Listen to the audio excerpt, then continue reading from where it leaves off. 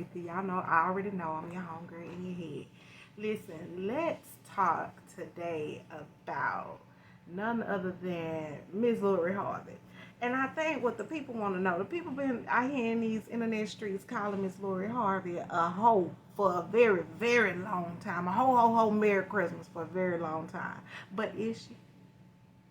So she recently did an interview and sat down with the beautiful Miss Teyana Taylor for what seems to have been a very candid conversation with her friend. You could tell that these ladies were friends, and they went over a couple of topics. And one of the things that Miss Lori Harvey made note of, and that I think all women that are out here dating could take this advice. One of the things that she said is about honesty. In other words, if you entertaining other people, don't be coming to me like I'm your one and only, and you know you got 10 other bros waiting on you. You know, how about we be honest so that I can make my decision? Where's the lie? I think that was very sage advice. Like, bro, if you out here, if you outside, let me know. Then I can make the decision on, are you worth it for me to even enter into this conversation with you? You know, like it changes the dynamic, but more importantly, it gives me the power to make the decision that's best for me. Maybe if I know you outside, I don't want to be with you. Or maybe if I know you outside, then I know how to move. Maybe we can be friends. Maybe we can tailor the relationship to something that works both of us. But when you enter into a relationship and you are dishonest, you take my right to choose away from me. Now that's not what Miss Lori Harvey said, but of course we know that's the undercurrent of what she said. Another thing that she made reference to as a red flag for her is when you're too close to your ex. Baby, don't we know that? Listen, if you all chummy he and kiki and kakai with your ex, some still there. Some still there. And if some still there, I'm not. How about that? Listen, I think that when you break up with someone, there should be a safe distance. I don't know about y'all, but if we've had a relationship and we have broken up, I think that there are degrees of separation that has to occur. And I'm going to tell you something else. When you have a particularly bad breakup and you stay in the company of that person, that muddies the waters. It muddies the water in your healing. It is very difficult. Women, y'all know what I'm talking about. It becomes a fine line. It becomes very difficult to move on, because when you have those raw emotions and those raw feelings, it's real easy to kind of maneuver back into relationship mode, even though we're not supposed to be in a relationship no more. So it kind of stunts your growth. So I think that was sage advice as well. I think that was she made a very good point. Another thing that she said that I found surprising, considering this is a Hollywood elite. She is the stepdaughter of Steve Harvey. And I found it surprisingly that someone with her lifestyle would say that we can compromise on the superficial things. And I agree. I think that especially as you age and you mature and you begin to get a little older and you start defining and carving out what you're looking at in a partner. You know, I tell my older children, as a matter of fact, that you got to be more than fine. You know, don't get me wrong. It's fun being fine, baby. You know, it's fun being cute. It's fun being handsome out here in these streets. Let's not get it twisted. But you got to be more than just fine. You know, listen, when the mortgage due, the car broke, the baby crying in the middle of the night, you're not in that situation looking over at that mofo saying, damn, you fine. You know, think like that. You know, in those moments you need a partner. So I found it very surprising and refreshing, to be honest with y'all, that the one thing that she has noticed on her journey in dating is to kind of cut back on the superficial, on the superficial. Let's be clear. In order to be a good man, he ain't got to be 7 feet tall. In order to be a good man and a provider, he don't have to have $1 million in the bank to necessarily be a provider. So I thought that was, again, refreshing for her to say. Another thing that she pointed out that she was candid about, one of the things that she needed to work on was communication. And we know most people, and I think that is a getting to know and a respect, learning how people want to be communicated to, learning and identifying how you want to be spoken to. I think communication is really just, par for the course. Everybody, that's the one thing that most people are not good at, but that everybody understands the need to have. And so another thing that I found, again, surprising that she said, and again, it's one of the lessons that I teach my children. It is one of the things that I try to keep in mind for myself when she said, think about the 30-year-old you. Listen, preach, sister. She didn't lie about that. It's real fun. I'm a bit older than some of the people in my audience. And listen, as being a woman in my 40s and now having young adults as my children, I can look back over my own adulthood and look at my children as they enter into their young adult years. It's real fun when you out here, you young, you are, as the city girls like to say, you outside, you hot, many times in a case like that, you ain't got no kids, you don't have no responsibilities. It's real easy to get caught up in the freedom of life, but I think at every stage we have to always look, out and project out and look at where you want your future. Now I'm in my 40s and now I'm thinking about 60-year-old me. If you're in your 20s, think about 30-year-old you. If you're in your 30s, think about 40-year-old you. And so that's something to keep in mind, to move in a way where you're keeping yourself and your future in mind as you make decisions, and particularly as you choose a partner. So she said a couple other things. Another thing that she highlighted on is she said that she almost got married young. She said, and then when I came out of that situation, I realized that I didn't know myself. That I didn't know what I liked. I only know what you like, and maybe that rubbed off on me. Maybe that had an impact on my opinion. And so she's mentioned, having to take that opportunity. I'm going to say dodge a bullet. She did not use that language, but she dodged a bullet in getting married so young. And what she did in making that decision to not get married is she created an opportunity for herself to get to know herself.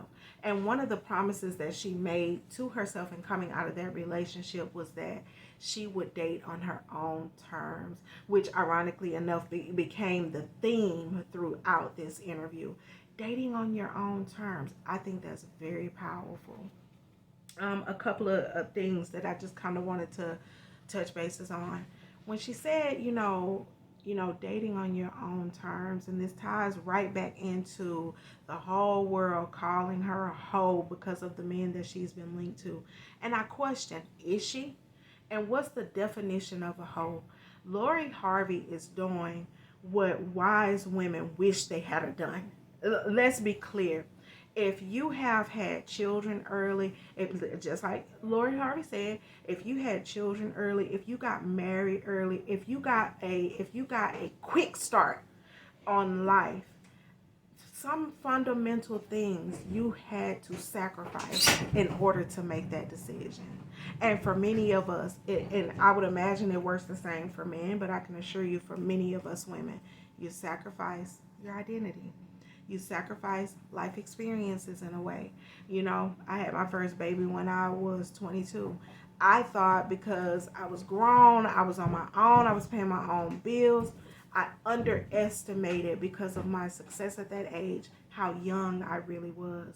It didn't dawn on me how young I was, that I hadn't dated on my own terms, that I hadn't given myself an opportunity to get to know myself until I started to touch my 30s. And that's when I looked back and was like, damn, I had a baby at 22. I was really young. And then I'm looking at the other 22-year-olds who were just like Miss Harvey, Miss Lori Harvey, living their lives, dating, and having those life experiences, and realized how much I missed out on in my youth. And I commend Lori Harvey, and y'all should too. I commend her for deciding to not miss out on her youth and instead take this opportunity to learn herself, learn what she wants for herself, and then learn what she wants in a partner. Because I don't give a damn what nobody say. If you don't know you, you have no idea what you're going to want in a partner. You don't know what you want yet. You haven't defined what you want yet. How can you then go and choose a partner wisely? Makes perfect sense to me.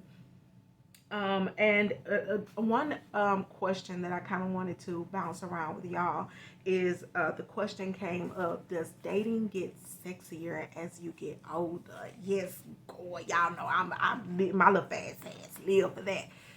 Listen, yes, it does. And let me tell you why.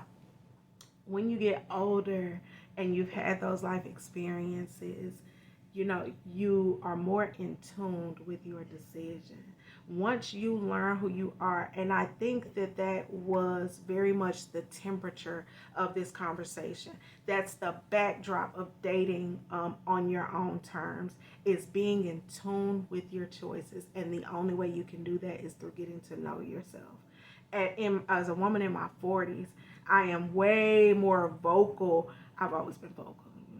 Listen, my mama say I was always Miss Sassy Pants, and I'm still Miss Sassy Pants right now to this day. However, but I'm way more vocal in terms of what I want, what my yes is, what my hell no is. I've defined some of my hell no's, and don't get me wrong, I know I am not necessarily, I don't consider myself a young woman, but I also realize too, I'm young enough to realize that I'm not an old woman either. So I understand that I got to define a couple of more hell no's as we go. However, I'm more in tune with my choices because I'm more in tune with myself.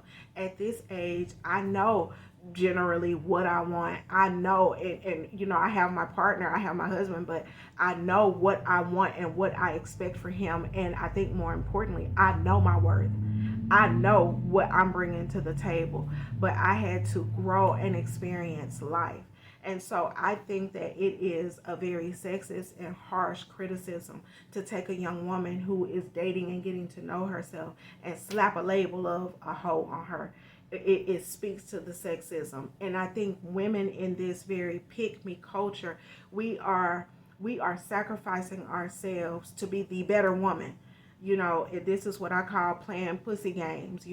Hey, my pussy better than hers because I'm a lady. And we get into the society of it all and the pick me cultures and stuff like that, when the truth of the matter is, all young women, and not just young women, I think that if you find yourself single at any point in life, some of the points that were highlighted in this interview with Teyana Taylor and Lori Harvey, I think need to be revisited at that time in your life, as you then go in and redefine what you want for yourself. So do I think Lori Harvey is a hoe? No, I don't. What I do think, though, is she's very savvy. And I think that instead of judging her, many of us would do well to listen to some of the points that this young woman brought up in that interview. For those of us who know and have busied ourselves with life, work, marriage, kids, and maybe for whatever reason you find yourself single, or maybe for whatever reason you find yourself in a stagnant place in your life or in your relationship, definitely these points are reminders for us big girls, us older girls and us younger girls alike, of how to date responsibly. And I think that the bigger lesson was how to be comfortable with yourself, how to be in tune with yourself, whether you're in a relationship or not, which is another big point that she pointed out. So, kudos to the ladies. They did a wonderful job. You can tell that on a level we were allowed inside of a conversation between big sister and little sister, with Teyana Taylor being the older sister. That's very much, and needless to say, how us sisters do, baby. They didn't give it all to us, honey. We know that they kept it clean and kept the intimacy of their relationship very intimate, but they did still give nuggets, as we discussed, already. They did give nuggets that I think were very valuable. So again, before we consider this young woman a hoe, which I think is asinine. As a mother of daughters, I would never call a young woman a hoe. Listen, I just think, as ladies, listen, y'all know most of us had a hoe encounter or two, you know. And so the last thing I personally want to participate in is the tearing down of a young woman by calling her a hoe or questioning her sexuality. I just don't think, I just disagree with that, point blank period. But if we were to look at y'all's definition of a hoe, which is, typically a woman who is considered to get around or date a lot of men, do I think this woman is a young woman is a hoe? I don't. What I think she is very smart, because we can say whatever we want. Listen, let's be clear. She has not come up with a baby, so one can assume, and you know what they say about assuming, but we're gonna go on a limb and make an assumption that this woman is protecting herself. She hasn't been married, and what she said is she doesn't live with any regrets. She has made the decision that is best for her. Who are we to argue? So not only am I not going to argue with her, not only am I not going to call her a hoe, but my hat is off to this young woman. She is very wise beyond her years. This was a great interview. Thank you, Teyana Taylor. And I look forward to seeing what kind of interviews Teyana Taylor has next. And I look forward to hearing from Miss Lori Harvey as she gets older. So again, I just wanted to bring that to y'all. Please like, comment, share, and subscribe. Y'all know I get down in the comments, baby. I get down in the valley with y'all, and I comment. Y'all know, because this is a conversation that we're having. So let's continue the conversation in the comments. And as usual, I'll love on y'all later. Bye.